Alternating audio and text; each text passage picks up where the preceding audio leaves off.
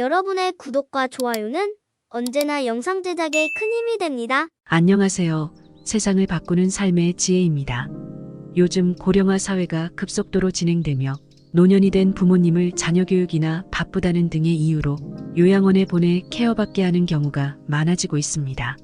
나이 든 부모가 귀찮아 돈 몇 푼이면 해결된다는 아니란 생각에 보내지는 부모님의 슬픈 얼굴을 자세히 들여다보는 자식들이 얼마나 될까요? 똑바로 쳐다보지 않는 자식들의 면전에서 애써 슬픔을 보이지 않으려 굳어만 가는 얼굴에 미소를 띄우며 걱정하지 말고 잘 살라는 말 한마디가 가슴에 와 닿았을까요? 오늘은 어느 작은 요양원에서 돌아가신 할머니가 쓴 시를 소개하려고 합니다. 이 시는 요양업계에 종사하는 모든 분들과 나이가 드신 부모님의 모든 자식과 손주, 손녀 모두에게 해당되는 말입니다.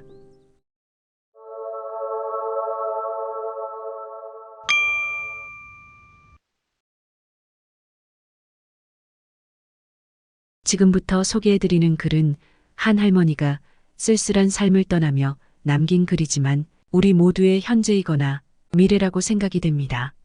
스코틀랜드 어느 작은 요양병원에서 한 할머니가 돌아가셨습니다. 간호사들이 조촐한 할머니의 짐을 정리하다가 이 시를 발견하게 되었습니다. 시의 내용에 감동받은 간호사들이 이 시를 복사하여 모든 간호사들에게 전달하였습니다. 한 간호사는 이 시를 정신건강협회 뉴스지의 크리스마스판에 실리게 하였습니다. 단순하지만 마음을 움직이는 이 시는 동영상으로 만들어져 소개되었고 인터넷을 통해 전 세계로 전해졌습니다. 그 시를 소개합니다. 간호사님들, 무엇을 보시나요? 댁들이 저를 볼 때 무슨 생각을 하시나요? 현명하지 않고 변덕스런 성질과 초점 없는 눈을 가진 투정이나 부리는 늙은 노인으로 보이겠지요. 음식을 질질 흘리고 대답을 빨리빨리 못하냐고 큰 소리로 말할 때면 전 정말 당신들이 좀 더 노력해 주기를 원했습니다. 당신들이 귀찮다고 주먹질을 할 때는 맞아가면서도 전 정말 안 움직이는 몸속에서 용기를 내어 헛손질로나마 싸우고 싶었던 것이랍니다. 댁들이 하는 일도 못 알아차리는 것 같이 보이고 양말이나 신발 한 짝을 항상 잃어버리는 늙은 노인으로밖에는 안 보였나요? 저항하든 말든 목욕을 시킬 때도 설거지통 그릇만도 못하고 대돌만도 못한 내 몸뚱이에 눈물도 쏟아냈지만 흐르는 물에 감추어져 당신들 눈에는 보이지 않았겠지요. 음식을 나누어 먹는 것이 아닌 그냥 먹여주는 댁들의 눈에는 가축보다 못난 노인으로 비추어졌던가요? 댁들은 저를 그런 식으로 생각하시나요? 댁들은 저를 그런 식으로 보시나요? 제 팔에 든 수많은 멍자국들이 당신들 눈에는 도화지 위에 아무렇게나 그려놓은 망가진 보라색 도라지꽃으로 보이던가요? 간호사님들, 그렇다면 이제 눈을 뜨고 그런 식으로 절 보지 말아주세요. 이 자리에 꼼짝하지 않고 앉아서 나의 의지는 상실되어 댁들이 지시한 대로 행동하고 나의 의지가 아닌 댁들의 의지대로 먹고 온몸에 멍이 들어도 아픔을 삭혀야 되었던 제가 누구인지 말하겠습니다. 제가 10살 어린아이였을 땐 사랑하는 아버지도 있었고 사랑하는 어머니도 있었고 형제들도 자매들도 있었답니다. 16이 되었을 땐 발에 날개를 달고 이제 곧 사랑할 사람을 만나러 다녔답니다. 20살 땐 평생의 사랑을 평생 지키기로 약속한 결혼 서약을 기억하며 가슴이 고동쳤답니다. 25살이 되었을 땐 안아주고 감싸주는 행복한 가정을 필요로 하는 당신들 어린 시절과 같이 귀엽던 어린 자녀들이 생겨났답니다. 30살이 되었을 땐 어리기만 했던 자녀들이 급속히 성장해서 서로 오래도록 지속될 관계가 맺어졌답니다.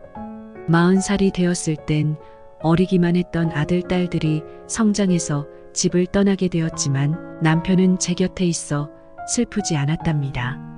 50살이 되었을 땐 제 자식들은 직장에서 일을 하고 손주를 제 무릎에 안겨주며 그때 비로소 인생의 맛을 느끼는 저 자신을 알게 되었답니다. 마침내 어두운 날들이 찾아와 내 옆에 있던 이가 먼저 하늘로 떠나게 되면서 앞으로의 삶을 생각해 보니 두려운 마음에 몸이 오싹해졌답니다. 자녀들이 모두 자기의 자식을 키우고 있는 그 모습을 보고 난 내가 알고 있던 지난 날들과 사랑을 한번 생각해 봤답니다. 저는 이제 늙은이가 되었는데 참으로 우습게도 늙은이를 바보처럼 보이게 만드는 것들을 보면서 세월은 참으로 잔인한 것 같다는 생각도 해봤답니다. 몸은 망가지고 우아함과 활기는 떠나버렸고 한때는 마음이었던 것들이 이제는 무딘 돌이 되어버렸답니다. 시체와도 같은 이 늙은이 속에는 아직도 어린애 같은 마음은 살아있어 가끔씩 다 망가진 이 가슴이 부풀어 오는 때가 있답니다. 좋아하는 사람이 생겨 젊은 시절처럼 사랑도 하고 싶다는 꿈도 꾸어본답니다. 즐거웠던 일들을 기억해보고 고통스러웠던 일들을 기억해보면서 난 지금 다시 한번 삶을 사랑하며 이렇게 살아가고 있답니다. 너무 짧고 빨리 지나간 지난 날들을 생각하면서 영원한 것은 아무것도 없다는 엄연한 현실을 받아들이기로 했답니다. 이제 사람들이여, 눈을 떠보십시오. 눈을 떠보십시오. 투정이나 부리는 늙은이로 보지 말고 좀 더 자세히 나를 봐주세요. 당신의 아버지는 아니나 아버지일 수도 있고 당신의 어머니는 아니나 어머니일 수도 있습니다. 그냥 가축에게 모이를 주듯 하지 마세요. 그냥 먹고 싶습니다. 멍들게 하지 마세요. 가슴속에 멍을 안고 떠나지 말게 해주세요. 사는 동안 간절한 내 소망입니다. 어떠셨나요? 이 시를 듣고 나니 참 많은 생각이 들게 됩니다.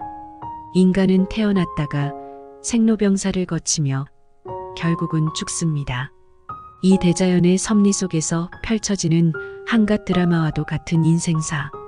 세상의 변천사에 따라 시대적 고려장이라고 불리우는 요양원의 현실이 이렇다는 것을 적나라하게 표현된 내용에 공감을 하면서도 어쩐지 애잔한 마음이 남습니다.